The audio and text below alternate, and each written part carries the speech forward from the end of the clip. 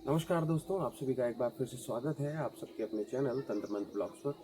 हम अपने चैनल पर तंत्र मंत्र की जानकारियों के साथ आपको दिखाते हैं भारत की धर्म स्थल और तीर्थ स्थल। इसी कड़ी में आज हम बैठे हैं ऋषिकेश के एक स्थान पर जिसका अपने में ही बहुत ज़्यादा महत्व है और हम जानकारी पाएंगे विवेक सर से।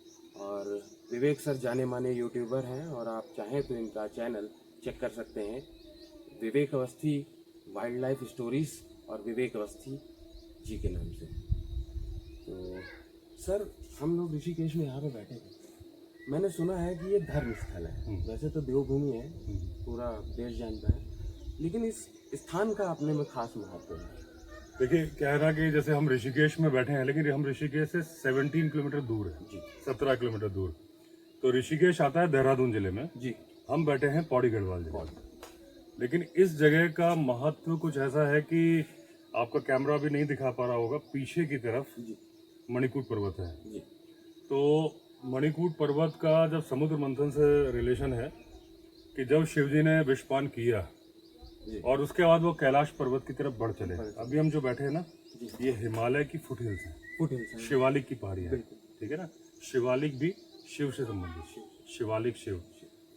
तो जब वो कैलाश पर्वत की तरफ जा रहे थे तो उनको मूर्छा आई, ठीक है ना। बहुत सारे लोग दिशा पूछते हैं, दिशा का आकलन आप खुद कर लीजिएगा, लेकिन मंदार पर्वत जिससे समुद्र मंथन हुआ था वो बिहार में जी, ठीक है।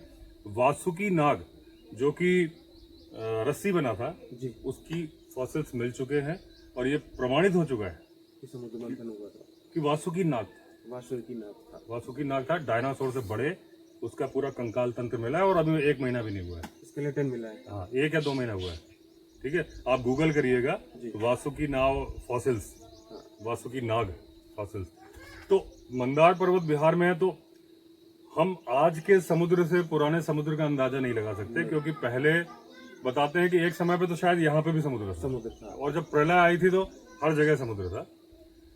तो कुछ जो डायरेक्शन था, कैलाश पर्वत का डायरेक्शन था, तो यहाँ पे इसके मणिकूट पर्वत के बारे में भी आप गूगल कर सकते हैं।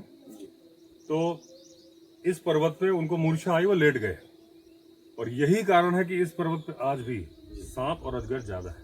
अच्छा, हाँ, उस पर्वत पे, यहाँ नहीं, सामने वाले। आप बाद में कैमरा घुमा के दिखाइएगा, मैं वो फोटो मणिकूट की लगा दूंगा, हाँ, आप लोग देख लीजिएगा। तो उसमें क्या हुआ, जब वो लेटे, मूर्छा आई, तो वहां पे भांग, अच्छा, इस इलाके में भांग के पेड़ बहुत मिलते हैं। अच्छा, अगर आप जैसे यूपी में देख रहे हैं, एमपी में देख रहे हैं, तो आपको सड़क के किनारे भांग नहीं मिलेगा, गाजर, हाँ, गाजर घास मिलेगी, कुछ मिलेगा। यहाँ आपको सड़क के किनारे हर जगह भांग मिलेगी, बहुत ज्यादा। क्या कारण?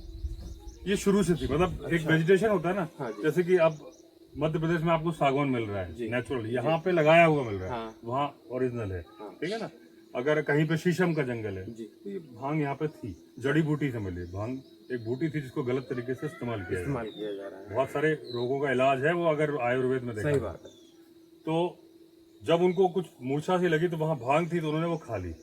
वो खाने से उनका नशा चढ़ गया और वो जहर का असर और बढ़ गया। तो देवताओं ने देखा कि अच्छा, उन्होंने विष को कंठ में धारण किया था, इसलिए नीलकंठ, हाँ, नीचे तक नहीं ले गए थे। तो देवताओं ने उनका ये विष का प्रभाव शांत करने के लिए उनके ऊपर जल चढ़ाना शुरू किया, जल डालना शुरू किया। यही कारण है कि आज आप शिवलिंग में जल चढ़ाते हैं। ये वही परंपरा तब की चालू हुई और यहीं से चालू हुई, वो मणिकूट पर्वत से। मैं जो सिर्फ बोल नहीं रहा हूँ, आप गूगल करना, आपको पूरा इसका महत्व मिलेगा।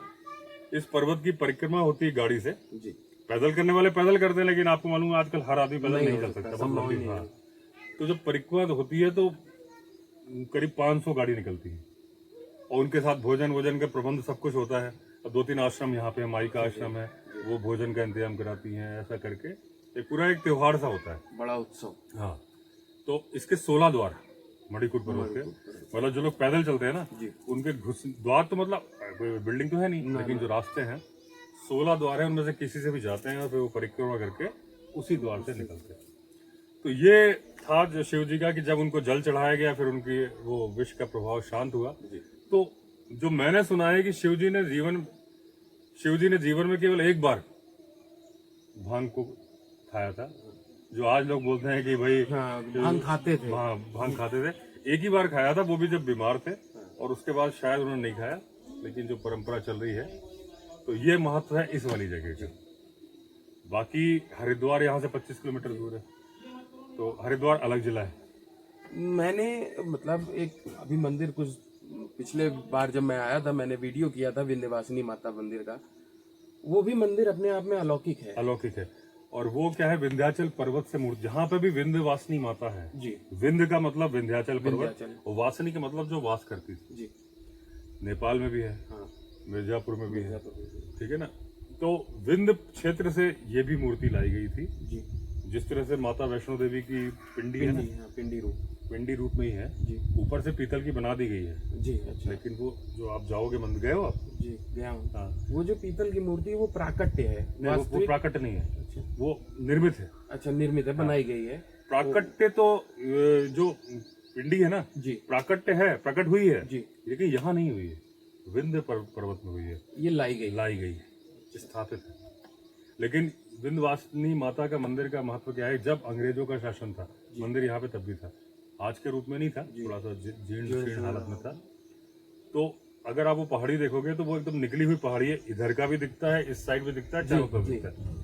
क्रांतिकारी छुपने के लिए यहाँ छुपा करते थे ताकि व्यू मिल सके, व्यू मिल जाता था। और जब कहीं से भी पुलिस घुसती थी तो उन्हें आइडिया लग जाता जंगल में, और फिर वो घने जंगल में कहीं भी गायब हो जाते थे।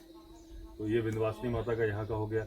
नीलकंठ महादेव जो मणिकूट पर्वत से ही जुड़ा हुआ है, क्योंकि इस पर्वत में विष पान करके उन्होंने आराम किया, तो इसी पर्वत की जो सबसे ऊंची चोटी थी जी, उसमें नीलकंठ महादेव का मंदिर बनाया गया। तो यहीं पे आगे है, अगर पैदल जाएंगे तो 8 किलोमीटर और वैसे जाएंगे गाड़ी से 16 किलोमीटर। हमारी कोशिश रहेगी दर्शकों कि हम आप लोगों को एक बार नीलकंठ भगवान के दर्शन कराने की कोशिश करें। बाकी प्रभु की इच्छा। बाकी आप लोग यहाँ का मनोरम दृश्य का आनंद लीजिए, और मैं मणिकूट पर्वत की और विंध्यवासिनी माता का मंदिर की फोटो जरूर लगाऊंगा, आप लोग देखिएगा और गूगल करके इस बारे में सर्च जरूर करिएगा। धन्यवाद भाई साहब।